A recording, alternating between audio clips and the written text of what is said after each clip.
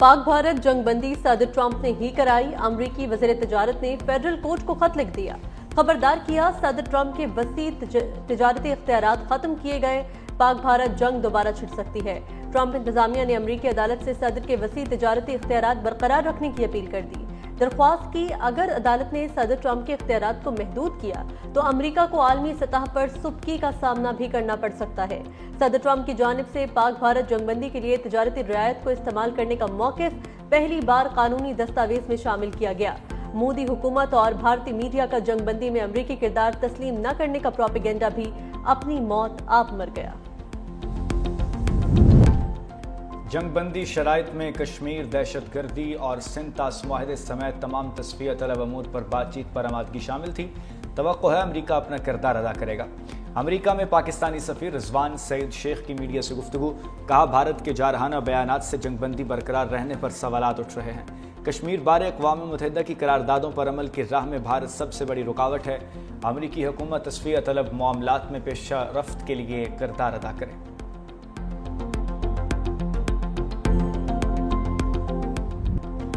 अमरीका की भारतीय वज़ीर आज़म नरेंद्र मोदी को शट अप कॉल, इश्तियाल अंगेज बयानबाजी बंद करके इलाकाई अमन इस्तेहकाम बरकरार रखने का कह दिया।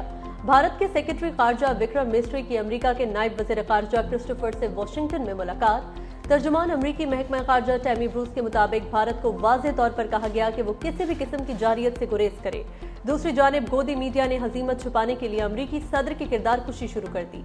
मोदी के हिमायती अर्नब गोस्वामी जैसे भारतीय एंकर्स ने अमरीकी सदर को दहशतगर्दों का सरपरस्त और झूठा तक करार दे दिया।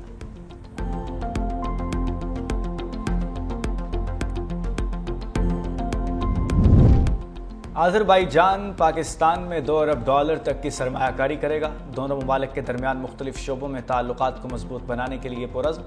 वज़ीर आज़म शहबाज शरीफ अज़रबैजान का 3 रोज़ा दौरा मुकम्मल करके ताजिकिस्तान रवाना।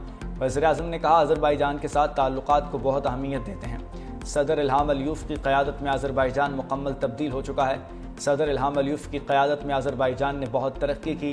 दिफा, तालीम, सेहत, तिजारत, सरमायाकारी समेत मुख्तलिफ शोबों में ताउन को नई जहत देंगे।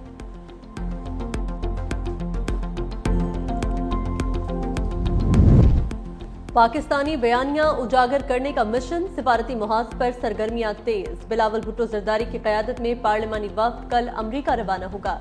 बिलावल भुट्टो जरदारी की क़यादत में वफ़द 2 जून तक न्यूयॉर्क में मौजूद होगा। पाकिस्तानी वफ़द 3 जून को वाशिंगटन में मुलाकातें करेगा। वफ़द आलमी फोरम्स पर पाकिस्तान का मौक़िफ़ भरपूर अंदाज में पेश करेगा। भारतीय जारियत, मसला कश्मीर और इक़्तिसादी तरक्की एजेंडे में शामिल।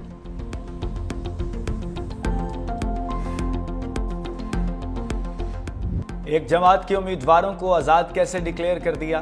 क्या उम्मीदवारों का अपनी मर्जी से फैसला करना जमहूरियत नहीं?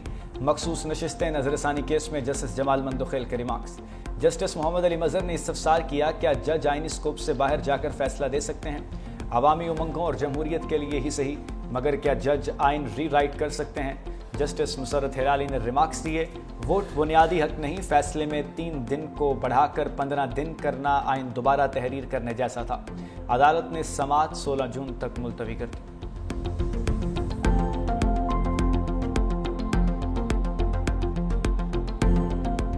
साहिबान ने ये कहा है कि जो गलतियां इलेक्शन कमीशन ऑफ पाकिस्तान ने की, उनका खुमियाजा पाकिस्तान के अवाम को हम नहीं भुगतने देंगे। पाकिस्तान के अवाम का ये हक है कि जमहूरी तरीके से उनके जो नुमाइंदे हैं वो ऐवान में आएँ। इन नुमाइंदों में वो शामिल हैं जो बराह रास्त इलेक्शन लड़ के आती हैं, और वो ख़वातीन और वो गैर मुस्लिम जिनको मखसूस नशस्तें दी जाती हैं मुतनासिब नुमाइंदगी की बुनियाद पर। दोनों का उतना ही हक है कि वो पार्लिमान में हों। अगर पार्लिमान ने रिप्रेजेंटेटिव होना है, अवाम का नुमाइंदा ऐवान होना है, तो ज़रूरी है कि मखसूस नशस्तें उनको दी जाएं जिनके लिए अवाम ने दर हकीकत वोट डाला। ये पीटीआई का नहीं, मुल्क की जमहूरियत का मुकदमा है। हम जमहूरियत की जंग लड़ रहे हैं। मखसूस नशिस्तें नजरसानी केस की समाअत के बाद सलमान अकरम राजा की मीडिया से गुफ्तगू, बोले जज साहिबान ने कहा कि इलेक्शन कमीशन अपनी जिम्मेदारियां निभाने में नाकाम रहा। इलेक्शन कमीशन के गलत फैसलों की वजह से तजब्जुब की सूरत हाल पैदा हुई। बैरिस्टर गोहर बोले, बानी पीटीआई 2 टोक कह चुके हैं कि डील के जरिए बाहर नहीं आऊंगा।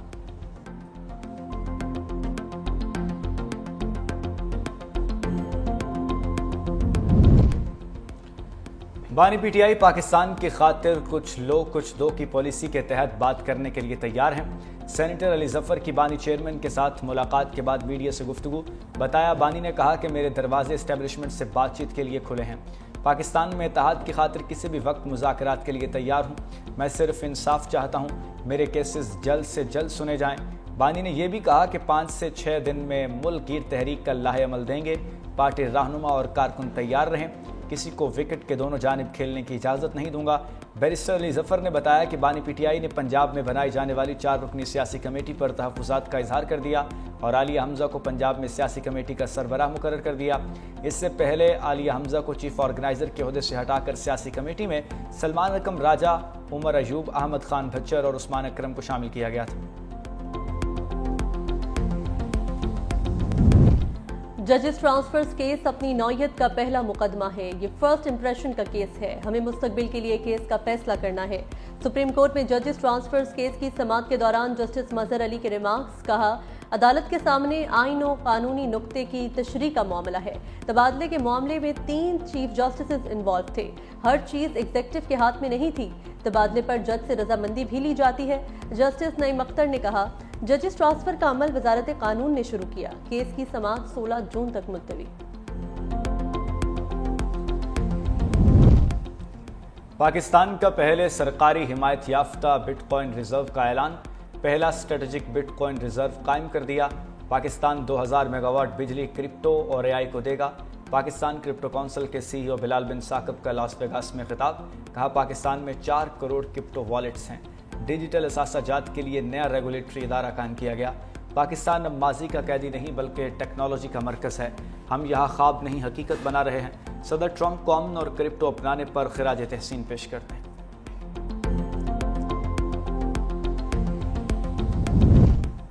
پاکستان کی ڈیجیٹل معیشت میں انقلابی پیش رفت، ایس آئی ایف سی کی معاونت سے پہلا block chain based high performance computing licence جاری۔ اسپیشل ٹیکنالوجی زونز اتھارٹی کی جانب سے ہیکس کمپیوٹنگ لمیٹڈ کو لائسنس کا اجرا کیا گیا۔ منصوبے کے تحت سالانہ 15 سے 20 لاکھ ڈالر تک زر مبادلہ کا حصول متوقع۔ ڈیٹا سینٹر 7 میگا واٹ بجلی سے کام کرے گا۔ منصوبہ بلاک چین، اے آئی، بگ ڈیٹا اور سرمایہ کاری کے شاندار مواقع فراہم کرے گا۔ وفاقی بجٹ پیش کرنے کی تاریخ میں مزید توسیع کا امکان، ذرائع کے مطابق عید الاضحیٰ کی وجہ سے 7 اور 8 جون کو چھٹیاں ہوں گی۔ عید کے تیسرے دن 9 جون کو ورکنگ ڈے کا اعلان کرنا پڑے گا۔ 9 جون کو قومی اقتصادی کونسل کا اجلاس شیڈول، اکنامک سروے بھی جاری کیا جائے گا۔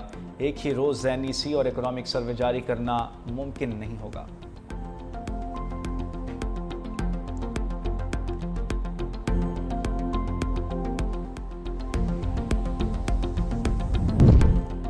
مودی حکومت رافیل طیاروں کا معائنہ کرانے سے بھاگ گئی، نام نہاد سیکیورٹی کا بہانہ بنا کر فرانس کی درخواست مسترد کر دی۔